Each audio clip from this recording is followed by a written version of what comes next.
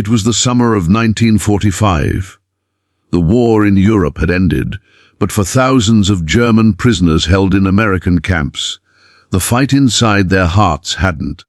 They were soldiers without a war now, stripped of rank, uniform, and the ideology that once defined them. Behind the barbed wire of a POW camp in Texas, they lived in a strange limbo, not mistreated but not truly free either. Days were long.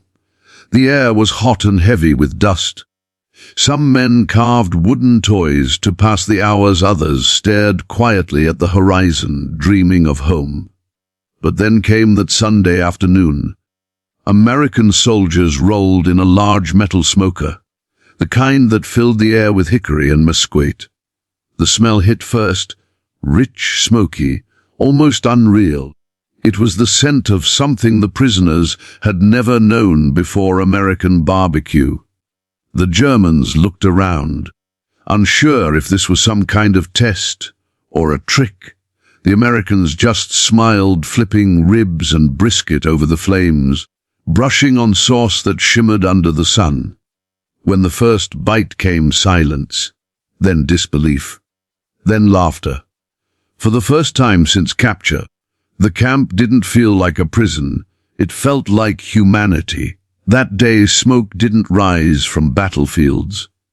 It rose from a grill, and it brought with it something stronger than victory: understanding. The day began like any other.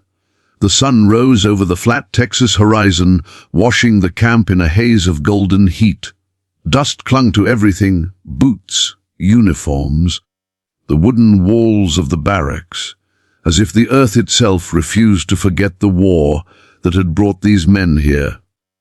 Inside the wire, rows of German prisoners stood for morning roll call, their khaki uniforms faded from endless washes and the beating sun. The air smelled faintly of dry grass and diesel, and the sound of a distant truck engine was just another reminder that life moved on outside the fences while time stood still inside. The guards were the same men the prisoners saw every day. Young Americans, some barely 20, who had traded battlefronts for boredom. They walked their rounds, rifles slung loosely, more out of duty than fear. By now, the Germans posed no real threat. Most had surrendered months ago. Some had even helped rebuild nearby barns or fix camp vehicles. They were soldiers stripped of cause, now caught between worlds, no longer enemies, not yet free men. The days blended together into a rhythm of chores, meals, and silence. But that morning, something felt different. It began subtly. A faint hum of movement near the camp's open field. A few trucks rolled in, but not the usual supply convoys. These were smaller, older, civilian trucks, their beds piled with things covered in tarps. The guards didn't seem alarmed, but curious. The prisoners exchanged uncertain glances, a few muttered guesses under their breath. Vidit new Gefangen. Maybe new prisoners. Others shrugged. Then the smell came. At first it was barely noticeable, a whisper on the wind that carried across the dry campyard. It didn't smell like rations or canned stew. It wasn't the metallic tang of mess hall food. It was richer, deeper, something primal. The breeze carried it through the fences, curling into every corner of the camp. A few men stopped what they were doing. One, a tall prisoner with sharp blue eyes and sunburnt skin, raised his head and frowned. "Was ist das?" he murmured. The scent thickened, warm, sweet, smoky. It clung to the air, making mouths dry and stomachs twist in confusion. It wasn't unpleasant. In fact, it was intoxicating. Some prisoners instinctively walked toward the fence, eyes scanning the open area where American soldiers now stood unloading the trucks. From beneath the tarps, they pulled long metal drums, heavy wooden crates, and bags of coal. One soldier, wearing no helmet, laughed as he wrestled a heavy smoker off the truck bed, sweat glinting on his brow. The Germans exchanged looks again. Fewer. One asked, "Fire?" But no, the Americans weren't rushing, weren't preparing for disaster. They were setting up. That was when realization slowly began to spread. One of the older prisoners, a baker before the war, whispered something in disbelief. "Sikochin. They're cooking." The younger men frowned. Cooking? Out here? For whom? The Americans began stacking firewood, arranging metal drums, and laying out trays. Smoke began to rise, thin at first, then thick, rolling and twisting like a living thing. The smell deepened. Hickory, mesquite, charred edges of something sizzling over open flame. It was alien to the Germans, richer and heavier than anything they'd ever cooked in Europe. Some imagined it was pork, others beef. A few refused to imagine at all. One prisoner, Hans Becker, muttered to his friend, "It must be for them." He nodded toward the guards. Some celebration, maybe. But his friend Memula shook his head. No, look. They both turned. The Americans were carrying large trays, dozens of them, toward the barbed wire gates. Something was being prepared not outside the fence, but inside it. That sent a ripple through the camp. Prisoners whispered quietly, their voices low and uneasy. "Warum? Why would the Americans bring food here? Ein Fall, a trap." The thought wasn't absurd. Many still carried the reflexes of war. Distrust, fear, the constant suspicion that kindness was a trick. At the gate, an American lieutenant spoke briefly with the German camp leader, a weary former sergeant named Weber. The conversation was short, formal. The lieutenant pointed to the field, then smiled and clapped Weber lightly on the shoulder. The gesture was strange, too friendly for wartime, too casual for command. When Weber returned to his men, his expression was unreadable. "They want to cook for us," he said finally, his voice slow, as if testing each word. An American meal. A wave of silence rolled over the crowd.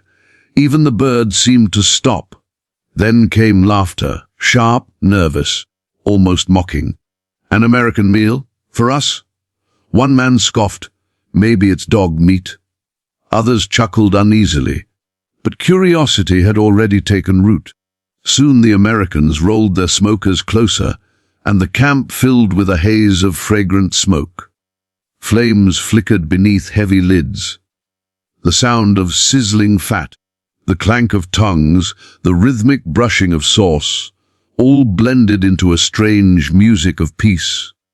Some of the prisoners drifted closer to the fence, drawn by instinct more than courage. "Look at that," one murmured, eyes wide. "They are cooking like at a festival." Indeed, it looked like one. A few American soldiers had shed their jackets, wearing plain white shirts and aprons. They worked with easy smiles, trading jokes as they turned ribs, brisket, and sausages on the grill.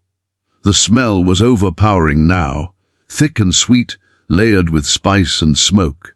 It made stomachs ache in longing. One of the guards, a young man with freckles and a gentle grin, noticed the cluster of prisoners watching him. He raised a hand in mock salute, then lifted a slab of meat from the grill with his tongues and waved it teasingly. A few Germans laughed quietly, shaking their heads. The barrier between them felt thinner, if only for a heartbeat. As hours passed, the tension shifted from suspicion to confusion. Why would victors share food with the defeated? No one knew. But the smell was undeniable. It spoke a language older than war. Hunger, humanity, home. In the barracks, men whispered theories. Some said it was propaganda, a way to show off American generosity. Others thought it was an experiment, testing reactions. But a few, those who had worked with American guards in the past months, said softly, "Maybe they just want peace." Outside, the Americans prepared long wooden tables, plates, cups, loaves of cornbread, pitchers of cold water and something darker, sweet tea maybe. They worked efficiently, almost proudly, arranging everything as if for honored guests. The Germans watched through the wire, silent now. Their curiosity had outgrown fear. Even the skeptical ones stood closer, drawn by something they didn't fully understand. The sight was surreal. Men who had faced each other as enemies now separated only by a fence and a wisp of smoke. Then came the signal. The lieutenant returned with Weber. The gates creaked open. The Americans stepped back, allowing the German sergeant to lead his men toward the tables. Slowly, cautiously, a few prisoners stepped forward. No guns were raised, no shouts, no orders, only the soft crackle of fire and the low hum of the wind. As they crossed that invisible line, the smell engulfed them completely. It was like walking into another world, warm, alive, almost holy. The Americans nodded politely, gesturing to the food. One said, "Barbecue," pronouncing it slowly with a friendly grin. The Germans repeated it under their breath, uncertainly. Barbecue, a strange word for a strange piece. Even as they approached the tables, some still hesitated. It felt impossible that their captors would feed them like guests. The years of war had hardened them to expect punishment, not kindness. But there it was, real, visible, undeniable. One of the prisoners finally whispered, "They must have lost their minds." Another replied softly, "Maybe we all did, and now we are finding them again." The fire crackled. Smoke rose. Somewhere a gramophone played faint music. American country tunes that none of the Germans understood, yet all of them felt. The guards smiled easily, some leaning against posts, others chatting as if nothing about this day was unusual. Inside the camp, the tension that had clung like dust began to thin. The Germans stood there, not yet eating, not yet trusting, but feeling something different. Something they hadn't felt in years. The smell of the barbecue filled every breath. The sight of Americans working shoulder to shoulder to serve food filled every silence. And slowly, imperceptibly, suspicion began to fade. That afternoon, smoke no longer meant destruction. It meant warmth. The same element that once signaled death now promised life. For the first time, the prisoners began to believe that maybe this war, this endless chain of hatred and fear, could truly end. They didn't know it yet, but this would become one of the moments they'd remember for the rest of their lives. Not the battles, not the surrender, but the smell of that smoke, the laughter of young soldiers, and the feeling that maybe mercy had a taste after all. The trays came through in silence, carried by American soldiers whose faces showed no mockery, no arrogance, just a kind of quiet purpose. They walked slowly, the heat shimmering around them, the smell of smoke and spice trailing behind. For a moment, it didn't feel like a prison camp anymore. The guards weren't guards. The prisoners weren't prisoners. They were just men in the middle of nowhere, under a blinding Texas sun, watching plates of food arrive like some impossible miracle. The Germans gathered hesitantly. Some stood back, arms crossed, eyes narrowed with suspicion. Others couldn't hide their hunger. Their bodies leaned forward unconsciously, noses twitching at the unfamiliar scent. On the trays lay heaps of meat, dark, glistening, coated in a sauce that shimmered red and gold under the light. It wasn't like anything they'd ever seen in Germany. There, meat was boiled or roasted simply. No heavy spices, no glossy layers of sweetness and smoke. This looked foreign, tempting, dangerous. The Americans didn't say much. One of them, a corporal with a southern drawl, pointed at the trays and said softly, "Eat." He smiled just barely. The prisoners exchanged uneasy looks. Nobody moved. For months, these men had lived in the rhythm of military order. Rationed bread, thin soup, watery coffee. They had eaten to survive, not to enjoy. Now they were being handed a meal that smelled of generosity, not obligation. It didn't make sense. It couldn't make sense. Finally, one man stepped forward. His name was Becker. The same man who had doubted everything earlier that morning. He wasn't a brave man, not in the way soldiers are remembered for courage. But hunger has a strange way of silencing fear. He reached for a tray, his hand trembling slightly. The guard holding it gave a nod, almost like permission between equals.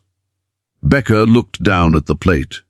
The meat glistened with sauce, a small pile of beans beside it, and a square of cornbread, soft, steaming, golden. He hesitated only a moment longer before tearing off a small piece with his fingers. The first bite was cautious. The second was not.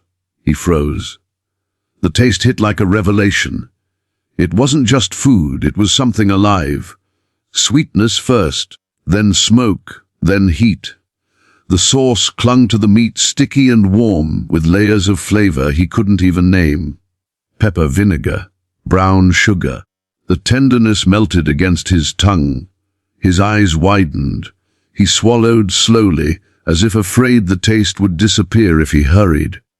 Across the table, others watched him, waiting for a reaction. Becker looked up, stunned. "Ease hist," he began, but words failed him. He only nodded, pushing the plate toward the next man. And then it began. One by one, the Germans took plates, uncertain at first, then hungrily. The clatter of metal trays echoed softly through the air. Within moments, the smell of the barbecue wasn't just in the camp. It was in their hands, in their mouths, in their memories. They ate in silence at first, the sound of chewing louder than any conversation. Then someone laughed quietly, a short, awkward chuckle that caught even him by surprise. Another man smiled. Someone else made a sound of disbelief. Men got. It spread. Laughter. Talk. The slow unraveling of months of suspicion. They couldn't believe how tender the meat was. Some had never tasted beef cooked this way. Others marveled at the sauce, how it burned and soothed at the same time. "It bites back," one said with a grin, fanning his mouth, and his friends laughed. The Americans watching from the side smiled too, though they pretended not to. One of the prisoners, Mengele, lifted a piece toward the sky before eating it, shaking his head in disbelief. "We were soldiers," he said quietly, "but today we eat like kings."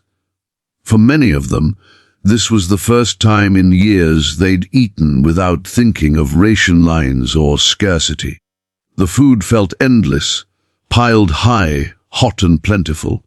The air, once heavy with heat, now carried laughter and the rhythm of spoons scraping plates. Even the guards seemed to relax, chatting among themselves, trading jokes with the men they once called enemies.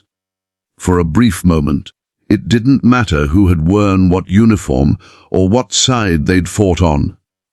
All that mattered was the meal. The smoke, the fire, the flavor that seemed to bridge two worlds. The barbecue wasn't just food, it was a message. It said, "The war is over. Sit, eat. You're still human." Becker wiped his mouth with the back of his hand, staring at the half-empty plate before him. He tried to remember the last time he'd tasted something this rich. Not since before the war. Not since his mother had cooked roast pork in their small village near the Rhine. For a moment he was home again, hearing her voice, smelling her kitchen, feeling safe. He didn't realize tears had welled up in his eyes until Mamle nudged him gently. "You're crying," he said softly. Becker just smiled and shook his head. At the next table, a younger prisoner laughed so hard he nearly dropped his cornbread. "They put sugar in bread," he said in disbelief. "Americans are crazy!" The others laughed with him, and soon the camp was full of quiet, genuine laughter. Not the bitter kind born from exhaustion, but real laughter, the kind that eases the soul. A guard passed by, carrying a fresh tray of ribs. One of the Germans, braver now, asked in broken English, "This is called what?" The guard grinned. "Barbecue," he said again, drawing out the word slowly. "Barbecue." The Germans repeated it awkwardly, the word strange on their tongues. "Barbecue," one said, and everyone laughed again. The guard chuckled. Close enough. That exchange, a word, a smile, a shared joke, meant more than any treaty. As they ate, the sound of cicadas filled the air, and the smoke hung lazily in the sunlight. The camp, usually filled with the harsh clank of boots and the shout of orders, was now alive with warmth. Some men leaned back, resting full stomachs for the first time in years. Others wiped their plates clean with cornbread, determined not to waste a single drop of sauce. The Americans didn't interfere. They watched quietly, some leaning against the fences, others refilling trays. There was no speech, no ceremony, no forced gratitude. The food did the talking, and in that simple act, in that smoky, sunlit afternoon, something remarkable happened. The wall between conqueror and captive, enemy and ally, began to crumble. Later, one of the German prisoners, who had once been an officer, stood and looked around. His voice carried softly across the tables. "In war, you think only of survival," he said, "and you stop believing the other side can feel anything at all. But this," he gestured to the food, the laughter, the sunlight. "This shows that even after everything, men are still men." No one applauded. No one needed to.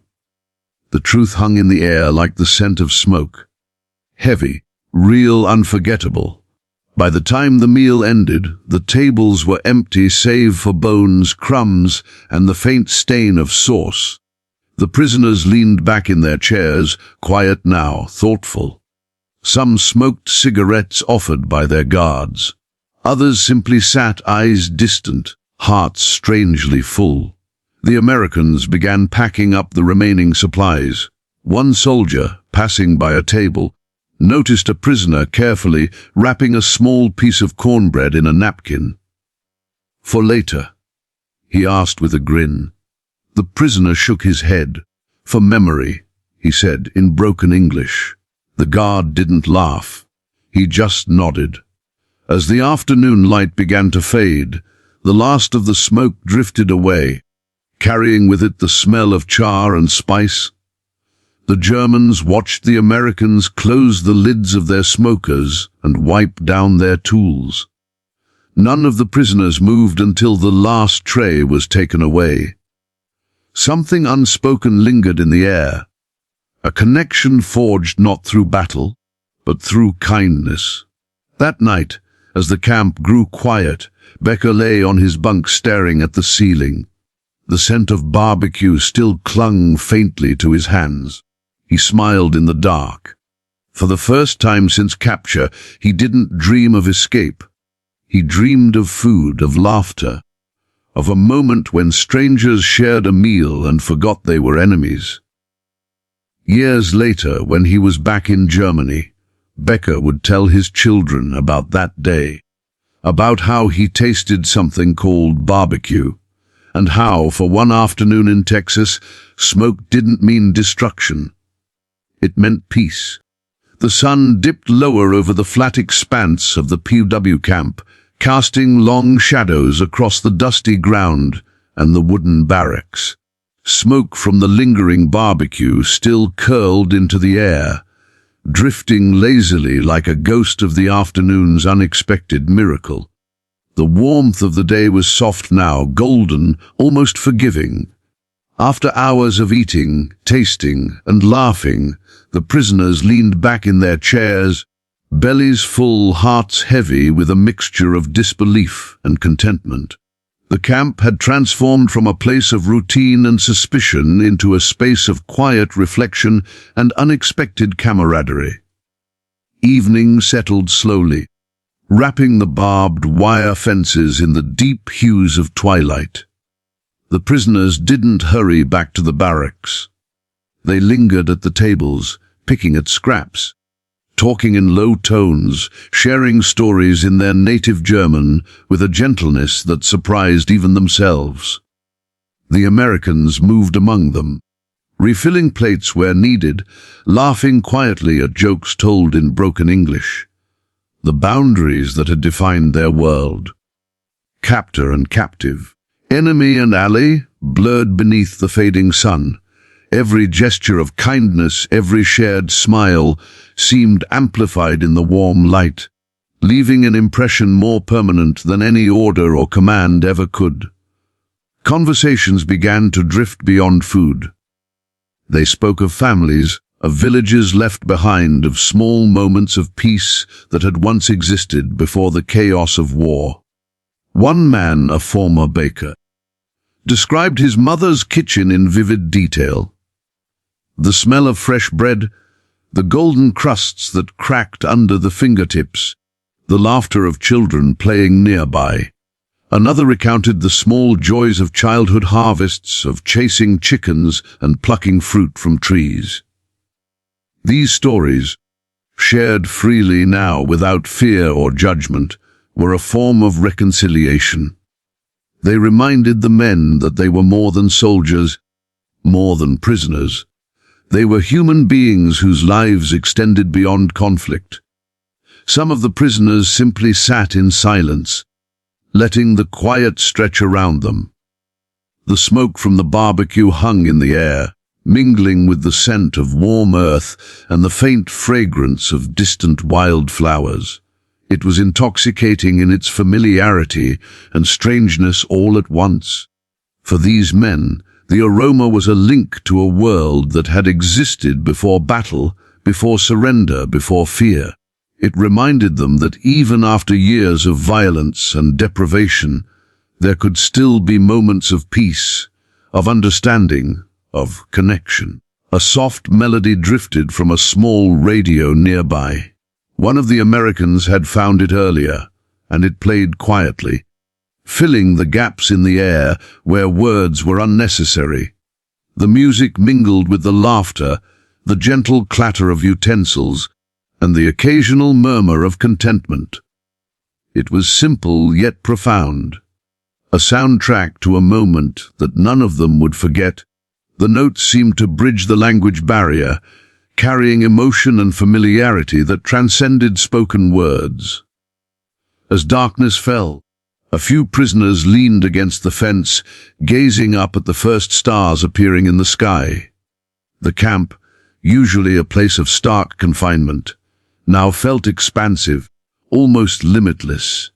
They could imagine walking out of the gates into a world untouched by war, a place where the horizon stretched endlessly and freedom was not just a concept but a tangible reality waiting beyond the wire.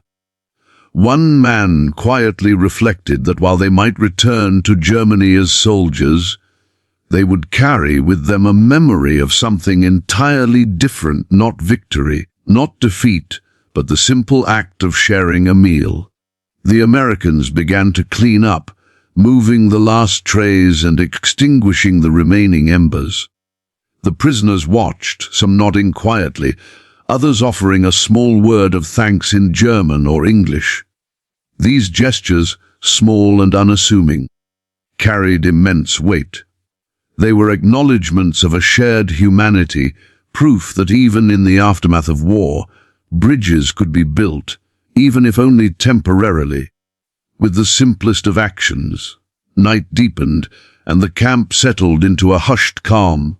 The men returned to their bunks, exhausted, but not in the way they had known before. This was not the fatigue of labor or captivity. It was the gentle tiredness that comes from being fully alive, from experiencing something rare and extraordinary. They lay down, stomachs full, minds buzzing with the flavors, the smells, and the laughter of the day. Some stared at the ceiling, imagining the lingering smoke curling into the night sky, a silent testament to the possibility of understanding and peace. In the quiet, they thought of home. They remembered mothers, fathers, siblings, and old friends. The memory of that barbecue, of the tender meat and the smoky, sweet sauce became intertwined with nostalgia, hope, and a tentative sense of forgiveness, both of themselves and of the world around them. It was a realization that the war had taken much, but it had not claimed their ability to feel, to appreciate, or to connect. Even in the barracks, men shared glances and quiet smiles, a language of understanding that required no words. They had tasted more than food that day.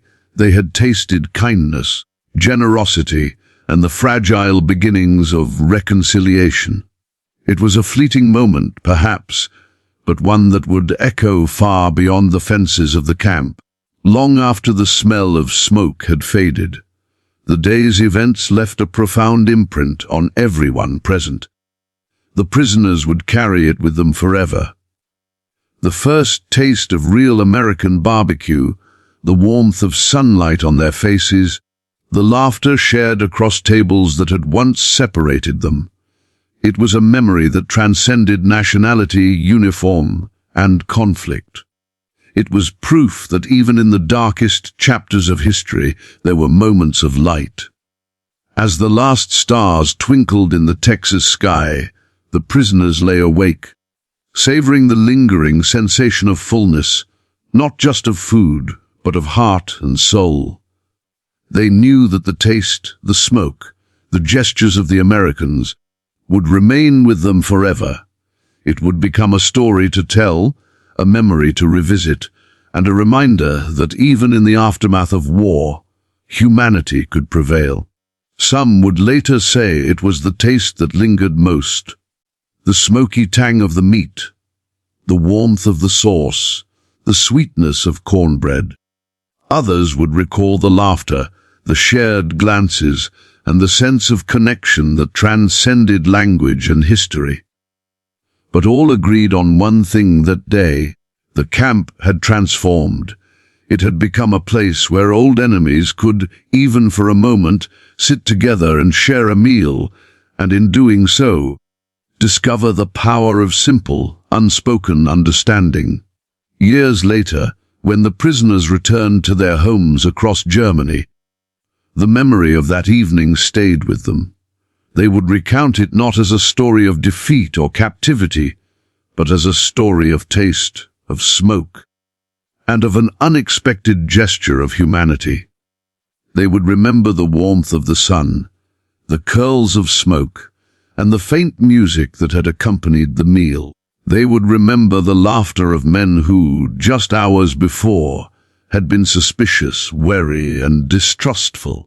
And they would remember the taste of barbecue, not just as food, but as a symbol of peace, a fragile, smoky thread connecting the past to the promise of a better future.